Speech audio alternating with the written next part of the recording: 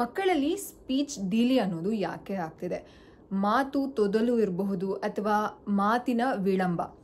ಸಾಕಷ್ಟು ನನಗೆ DM receive ಆಗ್ತಿದೆ. ಏನಂತಂದರೆ, ಮಕ್ಕಳಿಗೆ ಮಾತು ಕಲಿಸೋದು ಹೇಗೆ, ನನ್ನ ಮಗು ಇನ್ನೂ ಮಾತಾಡ್ತಿಲ್ಲ, 2 ವರ್ಷ ಆಗಿದೆ, ಆ್ಯಂಡ್ ಮಾತಿನ ರಿಲೇಟೆಡ್, ಲ್ಯಾಂಗ್ವೇಜ್ ಡೆವಲಪ್ಮೆಂಟ್ ರಿಲೇಟೆಡ್ ಸಾಕಷ್ಟು ವೀಡಿಯೋಸ್ನ ಅಪ್ಲೋಡ್ ಮಾಡಿ ಆ್ಯಂಡ್ ಇನ್ಫಾರ್ಮೇಷನ್ನ ಕೊಡಿ ಅಂತ ತುಂಬ DMಸ್ಗಳು ಬರ್ತದೆ. ಅದರ ಪ್ರಯತ್ನದಲ್ಲಿ ದಿಸ್ ಇಸ್ ಫಸ್ಟ್ ಸ್ಟೆಪ್ ಅಂತಲೇ ಹೇಳ್ಬೋದು.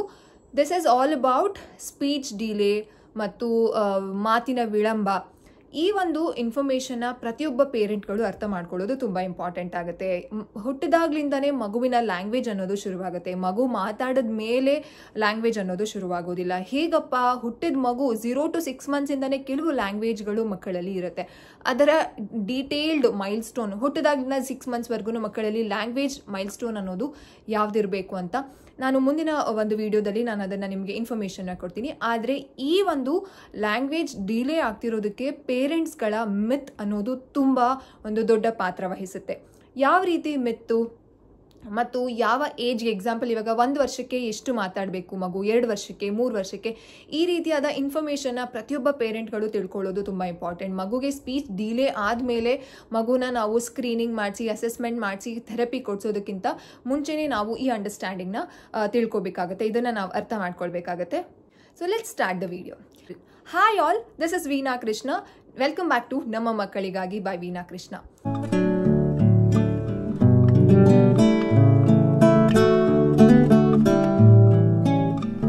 ನನ್ನ ಮಗ ಯಾರ ಹತ್ರನೂ ಮಾತಾಡಲ್ಲ, ಅವನಿಗೆ ಜಾಸ್ತಿ ಸಂಕೋಚ, ಏನಿಲ್ಲ, ಮನೇಲೆಲ್ಲ ಮಾತಾಡ್ತಾನೆ, ಆಚೆ ಬಂದರೆ ಮಾತಾಡಲ್ಲ. ಈ ರೀತಿ ಪೇರೆಂಟ್ಸ್ಗಳು ಹೇಳಿರೋದನ್ನು ನಾನು ಕೇಳಿಸ್ಕೊಂಡಿದ್ದೀನಿ. ಫಸ್ಟ್ ಮಿತ್ ಇದಾಯಿತು.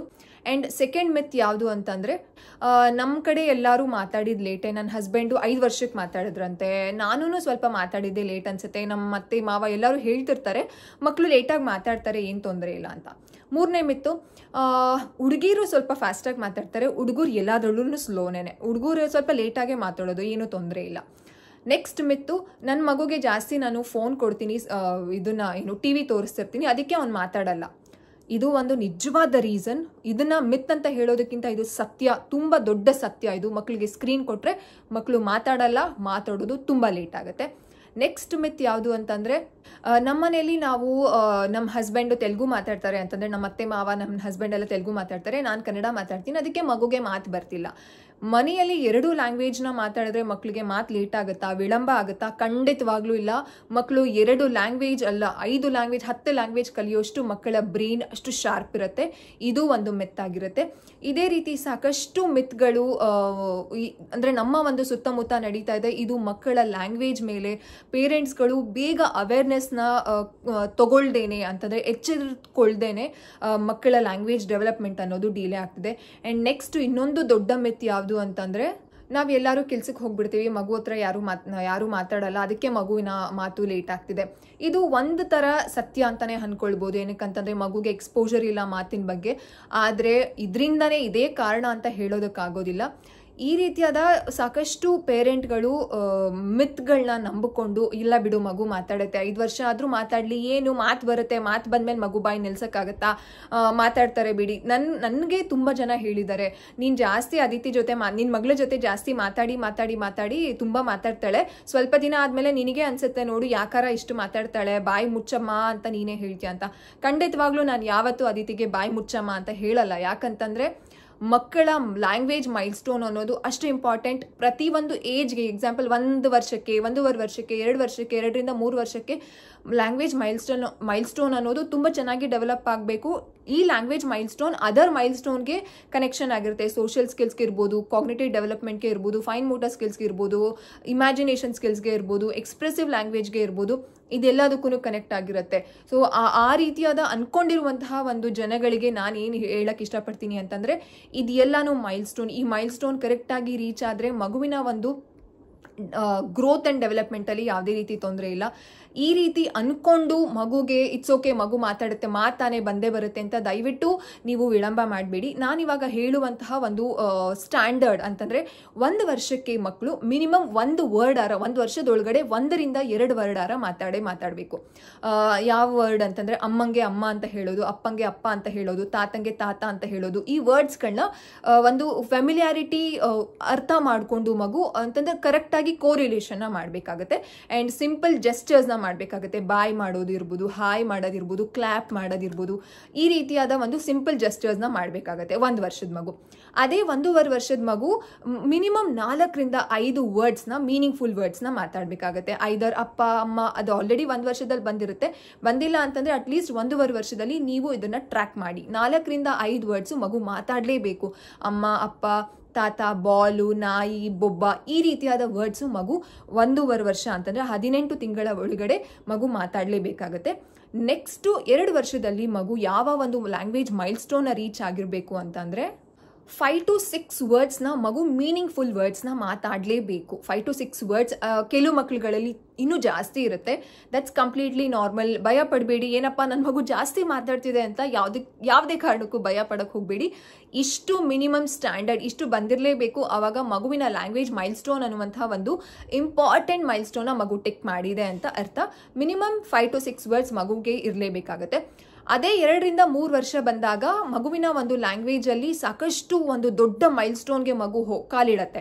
ಆವಾಗ ರೆಸೆಪ್ಟಿವ್ ಲ್ಯಾಂಗ್ವೇಜ್ ಅಂತ ಒಂದಾಗತ್ತೆ, ಎಕ್ಸ್ಪ್ರೆಸಿವ್ ಲ್ಯಾಂಗ್ವೇಜ್ ಅಂತ ಆಗುತ್ತೆ. ಯಾವ ರೀತಿ ರೆಸೆಪ್ಟಿವ್ ಅಂತಂದರೆ ಅರ್ಥ ಮಾಡ್ಕೊಳ್ಳೋದು, ಎಕ್ಸ್ಪ್ರೆಸಿವ್ ಲ್ಯಾಂಗ್ವೇಜ್ ಅಂತಂದರೆ ಮಗು ಬಾಯಿ ಬಿಟ್ಟು ಹೊರಗಡೆ ಹೇಳೋದು, ಎಕ್ಸ್ಪ್ರೆಸ್ ಮಾಡ್ಕೊಳ್ಳೋದು ತನ್ನನ್ನು.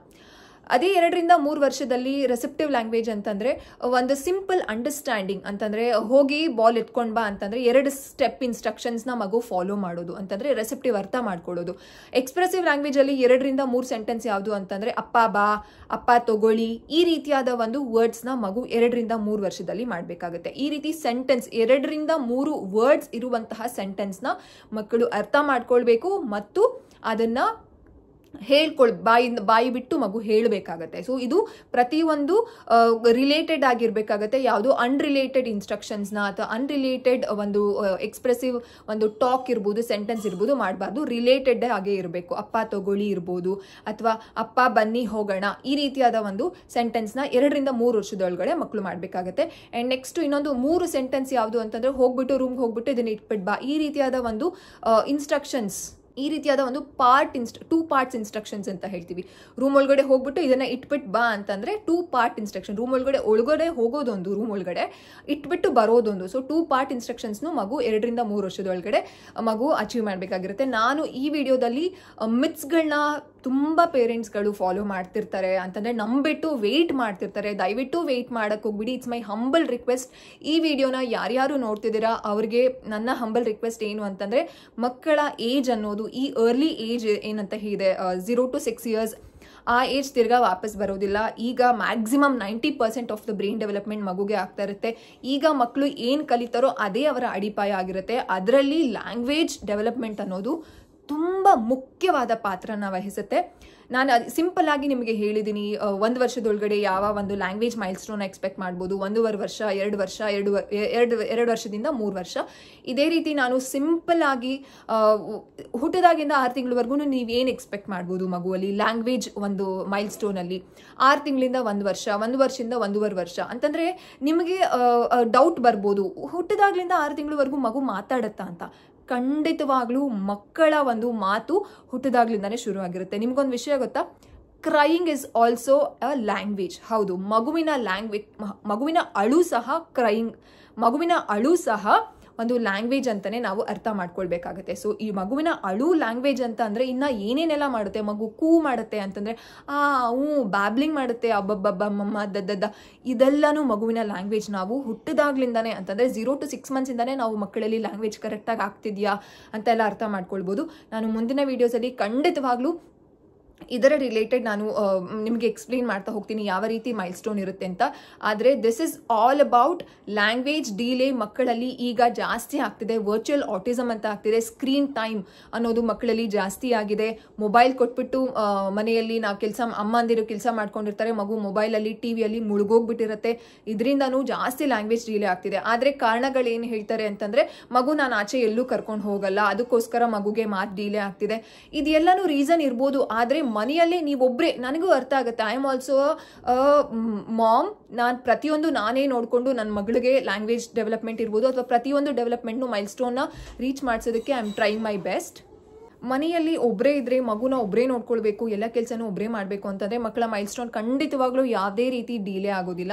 ಅದಕ್ಕೂ ಸ್ಟ್ರಾಟಜೀಸ್ ಇದೆ, ಏನು ಮಾಡಬೇಕು, ಮಗುನ ಹೇಗೆ ಎಂಗೇಜ್ ಮಾಡ್ಕೋಬೇಕು ಅಂತ. ನನ್ನ ಕಮಿಂಗ್ ವಿಡಿಯೋಸ್ ಯಾವುದಿರುತ್ತೆ ಅಂತಂದರೆ ಲ್ಯಾಂಗ್ವೇಜ್ ರಿಲೇಟೆಡ್ ಆಗಿ ನಾನು ವಿಡಿಯೋ ಮಾಡ್ತಿದ್ದೀನಿ. ಯಾವುದಪ್ಪ ಅಂತಂದರೆ ಮಕ್ಕಳ ಒಂದು ಲ್ಯಾಂಗ್ವೇಜ್ ಅಂತಂದರೆ ಮಕ್ಕಳಿಗೆ ಮಾತಾಡಿಸೋದನ್ನ ಹೇಗೆ ಕಲಿಸೋದು ಫ್ರಮ್ ಬರ್ತ್ ಅಂತಾನೆ ಹೇಳ್ಬೋದು. ಇದನ್ನು ನಾವು ಮಾಡ್ಕೊಳ್ತಾ ಬಂದರೆ ಯಾವುದೇ ರೀತಿ ಮಕ್ಕಳಿಗೆ ಡಿಲೇ ಆಗೋದಿಲ್ಲ ಆ್ಯಂಡ್ ಯಾವುದೇ ರೀತಿ ಲೇಟು ಆಗೋಲ್ಲ. ಡಿಲೇ ಅಂತಂದ್ರೆ ಲೇಟ್, ವಿಳಂಬ ಆಗಲ್ಲ. ಇದು ಬೇಗ ಮಕ್ಕಳು ಮಾತು ಕಲಿತಾರೆ. ಲ್ಯಾಂಗ್ವೇಜ್ ಮೈಲ್ಸ್ಟೋನ್ಗೆ ನಾವು ಒಂದು ಪುಷ್ಟಿ ಕೊಟ್ಟಂಗೆ, ಒಂದು ಪುಷ್ ಕೊಟ್ಟಂಗೆ ಮಕ್ಕಳ ಮಾತು ಬರೋದಕ್ಕೆ. ಐ ಹೋಪ್ ಪ್ರತಿಯೊಬ್ಬರೂ ಅರ್ಥ ಮಾಡ್ಕೊಂಡಿದ್ದೀರಾ ಅಂತ ಅನ್ಕೊಂಡಿದ್ದೀನಿ. ಮಗು ಮಾತಾಡೋದು ಲೇಟ್ ಆಗ್ತಿದೆ ಅಂತಂದರೆ ನೀವೇ ಒಂದು ಏನೋ ಮೆತ್ತಿಟ್ಕೊಂಡು ನಮ್ಮ ಒಂದು ರಿಲೇಷನಲ್ಲಿ ಲೇಟ್ ಆಗಿದೆ ಎಲ್ಲರೂ ಮಾತಾಡಿ, ಅಥವಾ ನನ್ನ ಮಗುಗೆ ಜಾಸ್ತಿ ನಾಚಿಕೆ ಅದಕ್ಕೆ ಮಾತಾಡಲ್ಲ, ಅವನಿಗೆಲ್ಲ ಗೊತ್ತಿದೆ. ಮಕ್ಕಳಿಗೆ ಗೊತ್ತಿರೋದು ಇಸ್ ಫೈನ್, ನಂಗೆ ಅರ್ಥ ಆಗುತ್ತೆ, ಮಕ್ಕಳಿಗೆ ಗೊತ್ತಿದೆ, ಮಗು ಎಲ್ಲ ಅರ್ಥ ಮಾಡ್ಕೊಳ್ಳುತ್ತೆ, ಬೇಸಿಕ್ ಇನ್ಸ್ಟ್ರಕ್ಷನ್ ಅದನ್ನು ಬಾಯ್ ಬಿಟ್ಟು ಮಾತಾಡಬೇಕು.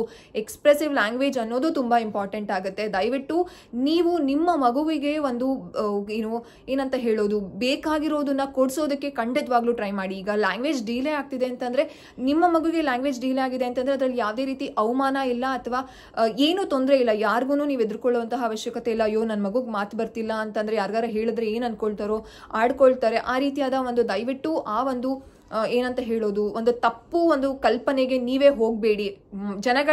ಮಗು ಮಾತಾಡಿದ್ರು ಜನಗಳು ಮಾತಾಡ್ತಾರೆ, ಮಗು ಮಾತಾಡಿಲ್ಲ ಅಂತನೂ ಜನಗಳು ಮಾತಾಡ್ತಾರೆ. ನಿಮ್ಮ ಮಗುಗೆ ಏನು ಬೇಕು, ಲ್ಯಾಂಗ್ವೇಜ್ ಡಿಲೇ ಆಗಿದೆಯಾ ಅರ್ಥ ಮಾಡ್ಕೊಂಡ್ರೆ ಆ ಮಗುಗೆ ಲ್ಯಾಂಗ್ವೇಜ್ ಡಿಲೇ ಆಗಿದೆ ಅಂತ ಡೆವಲಪ್ಮೆಂಟಲ್ ಪೀಡಿಯಾಟ್ರಿಷಿಯನ್ಸ್ ಅಂತ ಇರ್ತಾರೆ. ಅವರ ಹತ್ರ ಹೋಗಿ ನೀವು ಮಗುನ ಒಂದ್ಸಲ ಕನ್ಸಲ್ಟ್ ಮಾಡಿ, ಅವರು ಮಗುಗೆ ಏನು ಮಾಡಬೇಕು, ಥೆರಪಿ ಬೇಕಾಗಿದೆ ಥೆರಪಿ ಕೊಡ್ತಾರೆ, ಅಥವಾ ನಿಮಗೆ ಮನೆಯಲ್ಲಿ ಏನು ಮಾಡ್ಬೋದು ಅಂತ ಒಂದು ಅಂಡರ್ಸ್ಟ್ಯಾಂಡಿಂಗ್ಗೆ ನಿಮಗೆ ಬರ್ತಾರೆ. ನನ್ನ ಒಂದು DMಗೆ ಸಾಕಷ್ಟು ಇದೇ ರೀತಿ ರಿಲೇಟೆಡ್ ಬಂದಾಗ ಮನೆಯಲ್ಲಿ ಏನು ಮಾಡ್ಬೋದು ಅಂತ ನಾನು ಸಾಕಷ್ಟು ಪೇರೆಂಟ್ಸ್ಗಳಿಗೆ ಹೇಳಿದ್ದೀನಿ. ಮಾಡಿ ಮಗುಗೆ ಮಾತು ಬಂದಿರೋದು ಎಕ್ಸಾಂಪಲ್ಸ್ ಜಾಸ್ತಿ ಇದೆ. ನನಗೆ ಖುಷಿ ಅದು ಏನಂತಂದರೆ ಅವರು ಚೇಂಜ್ ಆಗಿ ಮಗುಗೆ ಏನೇನು ಮಾಡಬೇಕು, ಯಾವ್ಯಾವ ಆಕ್ಟಿವಿಟೀಸ್ ಮಾಡಬೇಕು ಅದನ್ನೆಲ್ಲ ಮಾಡಿ ಮಗು ಇವಾಗ ಮಾತಾಡ್ತಿದೆ ಮೇಡಮ್, ಅರ್ಥ ಮಾಡ್ಕೊಳ್ತಿದೆ, ಇವಾಗ ತುಂಬ ಚೆನ್ನಾಗಿ ರೆಸ್ಪಾಂಡ್ ಮಾಡ್ತಿದ್ದಾನೆ ಅಂತ ತುಂಬ ಜನ ನನಗೆ DM ರಿಪ್ಲೈ ಬ್ಯಾಕ್ ಮಾಡಿ ನನಗೆ ಅಂತಂದರೆ ಒಂದು ರಿಸಲ್ಟ್ ಬಂದಮೇಲೆ ಅದನ್ನು ತಿರ್ಗಾ ರಿವ್ಯೂ ಹೇಳೋದು ಅದು ತುಂಬ ಒಂದು ಖುಷಿ ಕೊಡುವಂತಹ ವಿಷಯ. ಸೊ ಡೆವಲಪ್ಮೆಂಟಲ್ ಪೀಡಿಯಾಟ್ರಿಷಿಯನ್ಸ್ಗಳು ನಿಮಗೆ ಹೆಲ್ಪ್ ಮಾಡ್ತಾರೆ. ಥೆರಪಿಸ್ಟ್ಗಳು ಅದಕ್ಕೋಸ್ಕರನೇ ಇರೋದು. ಸಾಕಷ್ಟು ಜನ ತುಂಬ ಲೇಟಾಗಿ ಮಕ್ಕಳನ್ನ ಕರ್ಕೊಂಡು ಬರ್ತಾರೆ, ಅವಾಗ ನಾವು ಏನೂ ಮಾಡೋಕ್ಕಾಗಲ್ಲ. ಆ್ಯಸ್ ಅ ಥೆರಪಿಸ್ಟ್ ಆಗಿ ನಾನು ಹೇಳ್ತಿದ್ದೀನಿ, ದಿಸ್ ಇಸ್ ಮೈ ಎಕ್ಸ್ಪೀರಿಯನ್ಸ್. ತುಂಬ ಒಂದು ಪೇರೆಂಟ್ಸ್ಗಳಲ್ಲಿ ಅದೇ ತಪ್ಪಾಗಿರೋದು, ತುಂಬ ಲೇಟಾಗಿ ಮಕ್ಕಳನ್ನ ಕರ್ಕೊಂಡು ಬರ್ತಾರೆ. ಆ ರೀತಿ ಮಾಡೋಕ್ಕೆ ಹೋಗಬೇಡಿ. ಈ ರೀತಿಯಾದ ಮಿತ್ಸ್ಗಳನ್ನ ನೀವು ನಂಬಿದ್ರೆ ಅಥವಾ ನಂಬ್ತಿದ್ರೆ, ಯಾರಾದರೂ ನಂಬ್ತಿದ್ರೆ ದಯವಿಟ್ಟು ಈ ಒಂದು ಅಂಡರ್ಸ್ಟ್ಯಾಂಡಿಂಗ್ನ ಅವ್ರಿಗೆ ಅವೇರ್ನೆಸ್ನ ಕ್ರಿಯೇಟ್ ಮಾಡೋಣ.